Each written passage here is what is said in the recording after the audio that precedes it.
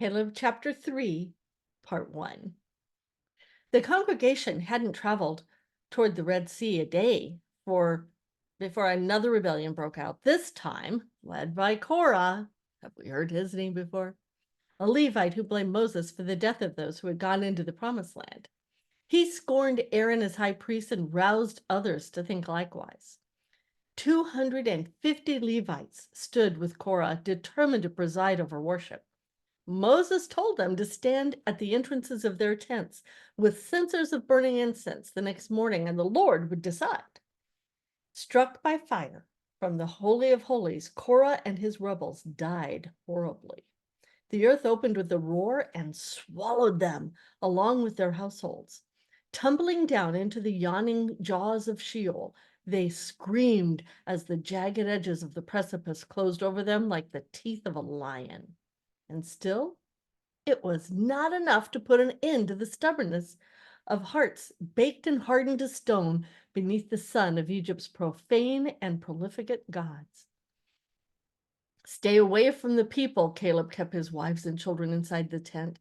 Stay out of it. He could feel the heat of rebellion building around him, even in the tribe of Judah, as people wailed and cried out through the night. I can't bear it, Ephraim covered her ears. The people rose up again and accused Moses of killing God's people. The glory of the Lord appeared and struck the camp with plague. Men and women blaspheming God and his prophet dropped dead where they stood.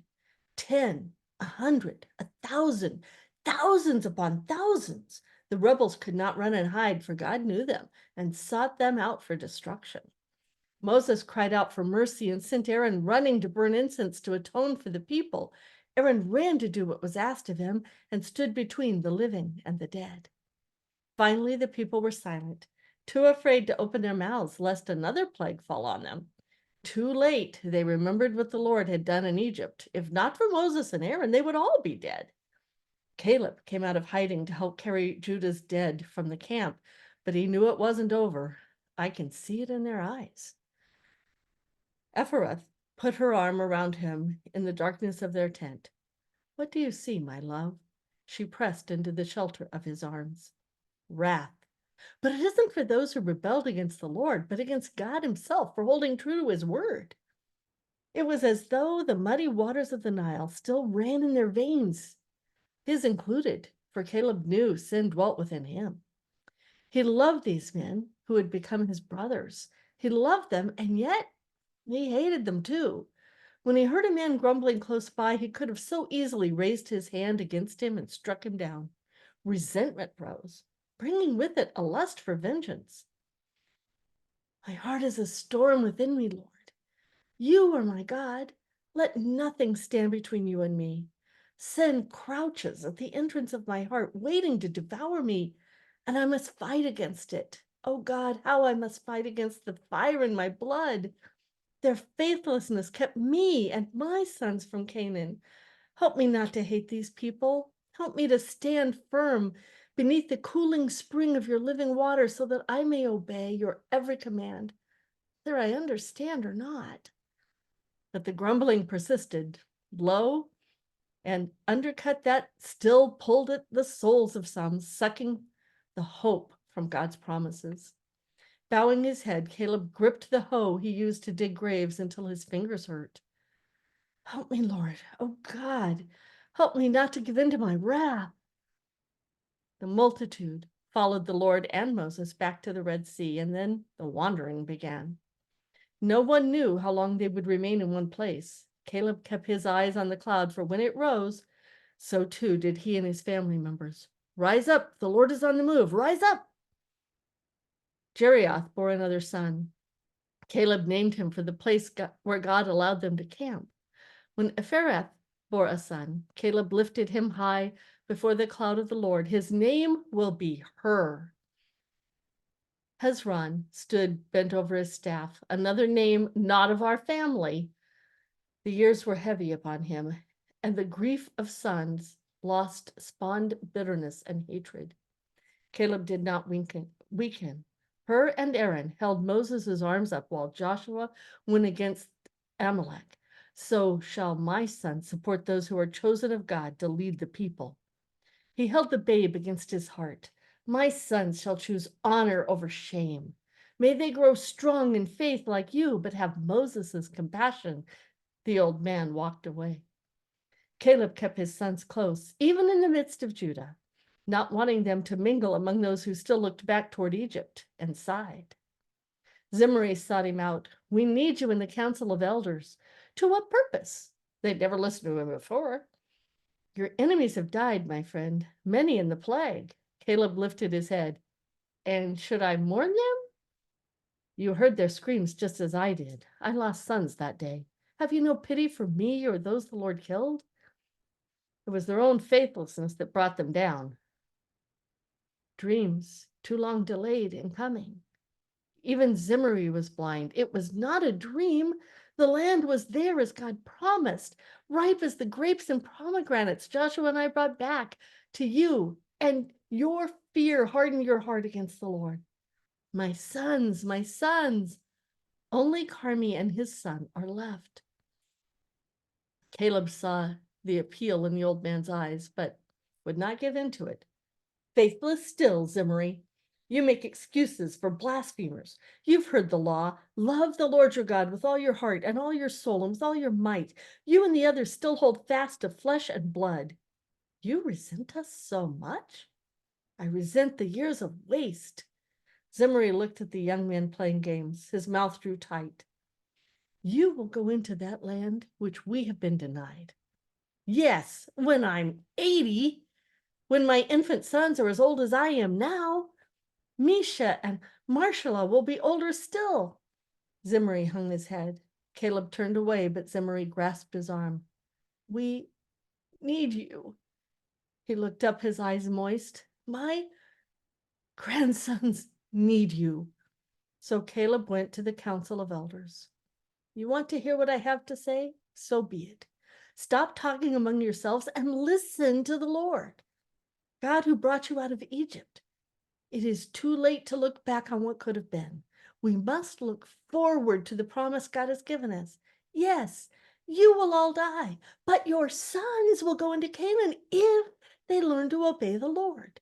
When you come together, judge cases wisely according to the law.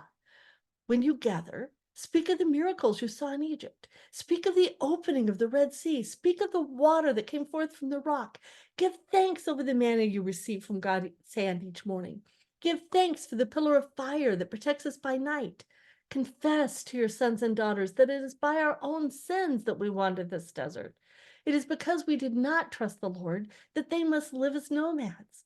Let them see us humble ourselves before the Lord so that they will learn He is Lord our God. We failed to obey. We must teach our sons to succeed. Silent, the men looked to Zimri, and he spoke for them all. We agree, Caleb. Only promise you will lead them. Caleb looked around the circle. Still, after everything, they failed to understand. No, I will not. For the Lord our God will lead them. The men sent their sons to Caleb, who pressed them hard. He walked down their ranks. We no longer have fields to plow and plant or crops to harvest, for the Lord has given us all we need. You don't have to toil in the sun making bricks as your fathers did before you, but you will not spend your days in idleness. The Lord is a warrior, and the Lord is his name. The Lord is a warrior, and the Lord is his name, his sons called out. The others joined in. Again, and mean it. They shouted, we will learn to be warriors as well. He set courses for them to run and made their bodies strong and fast. He planned games to test their agility and strength. He drilled and drilled them. The older men watched and died as their sons trained. Caleb's sons and others with them were sprouting up like ripe stalks of wheat, but Caleb wanted them strong and unwavering. You will not bend with every wave that blows down upon us. There were cedars in Canaan and towers of strength. So shall we be. We will stand firm in the power of the Lord our God. Whenever the Lord settled the people in a place with wood, Caleb sent out his sons to gather it and build up the fires. The clang of metal against metal and hiss of steam was heard around his camp as he beat his plowshares into swords and his pruning hooks into spears. Through trial and error, the young men learned to wield the weapons and hit the mark with bow and arrow. The shepherds among them taught others how to use slings and stones. Keep your eyes on the Lord, Caleb taught them. Be ready to set out the moment the cloud lifts from the tabernacle. He taught the boys and young men to run at the first blast of the shofar, rewarding those who were first to have their camps ready for the journey to the next site. Rise up, O Israel! The Lord is on the move. And so they all learned to do, not reluctantly, but swiftly, pulling down tents, rolling, packing, setting out to whatever the Lord had led them, wherever. One of Caleb's sons was always on watch, for he wanted Judah close on Moses's and Aaron's heels, within sight of Joshua, who would lead one day. Caleb and Joshua often worshiped together and then went to a high place that gave them an overview of the camp. Thousands of tents spread out over the desert plain beneath a canopy of cloud. Smoke rose from cook fires. Children ran between the tents. Old men gathered at entrances while women served. Where Judah camped, young men sparred and raced against one another. In the distance, shepherds moved flocks of sheep and herds of cattle closer for the night. The air began to change. Caleb held his breath and watched the transformation of cooling cloud to swirling pillar of flame. It never ceased to amaze him. Shouted by day, warmed by night, our Lord is ever merciful. Joshua made a sound of agreement. You are training Judah's sons to become fierce warriors. Caleb could detect neither approval nor reprimand in Joshua's statement. All the sons of Jacob should train to be warriors. I've been praying on the matter. And what does the Lord say? He speaks to Moses, not to me. Caleb felt Joshua's restlessness and knew he had more to say. After a long moment, Joshua glanced at him. Nothing has been said one way or the other, which gives me great cause to wonder. About what? Whether it's right to train for battle? When the Lord sends us to Canaan, Joshua, we must know how to fight. Do you think it's a sin to train soldiers? The Lord said the land is ours. Yes, the victory's already been decided, but our work has yet to be done. Do you think the Lord would have us recline on mats and sleep for the next 40 years? Our work is to believe, Caleb.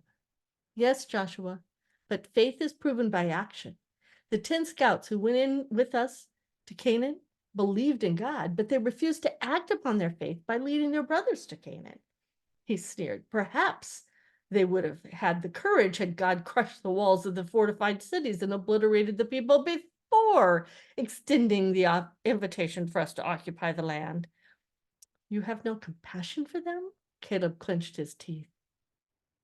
They suffered for their lack of faith, Caleb.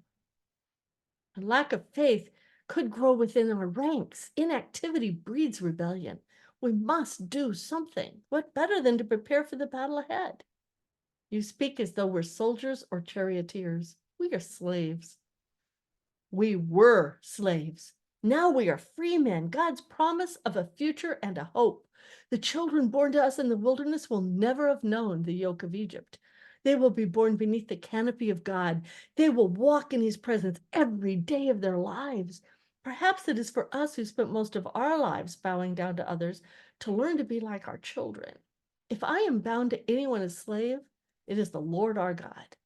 You must not weaken, Joshua. You must not allow yourself to look back, but up. He pointed to the pillar of fire. And out to what is before us. He pointed north toward Canaan. It is the wandering that wears upon me, as it wears upon us all.